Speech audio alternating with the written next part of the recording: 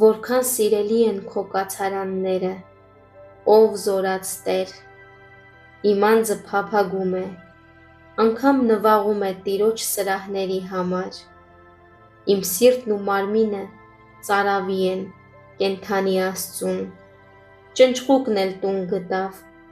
ու ծիծեռնակն իրեն բույն, իր ձագերը դնելու համար, զոհասեղաններիդ մոտ, ով զորած Տեր, իմ թագավոր ու Աստված, երանի նրանց, որ քո տան մեջ են բնակվում, նրանք անդադար քեզ են փառաբանելու,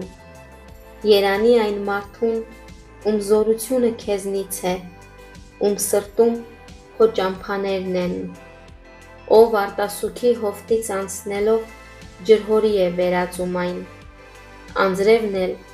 ավազաններն է լցնում, նրանք զորությունից զորություն են գնալու, Սիոնում նրանցից ամեն մեկը երևալու է Աստծո առաջ, ով Տեր, զորած Աստված, լսիր իմ աղոթքը, ականջ դիր, ով Հակոբի Աստված, տես, ով Աստված, մեր վահանը, ու նայիր քո օծյալի երեսին, քանի որ մեկ օրը քո սրահներում ավելի լավ է, քան 1000-ը, այլուր, նախընտրում եմ իմ Աստծո տանը դռնապան լինել, քան ամբարշտության վրաններում բնակվել, քանի որ Տեր Աստվածը արև ու վահան է, Տերը շնորհք ու փառք է տալու,